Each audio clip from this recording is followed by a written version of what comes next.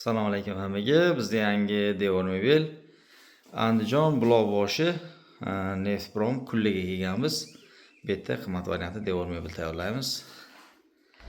Rasmlar bor ekan. Sekin ko'rsatib boraveramiz. Devor mebelimizni korpusi tayyor bo'ldi. Chekkalarida o'sha gipsokardonni haqqi qolyapti. Patologda ham o'sha natijnoy bo'ladi yoki gipsokardon bo'ladi, uni ham haqqi qolgan. Tayyor qoldi, ko'rsatib boraver. Devor mebelimiz tayyor bo'ldi. Kaspiy laminat to'qidan tayyorladik.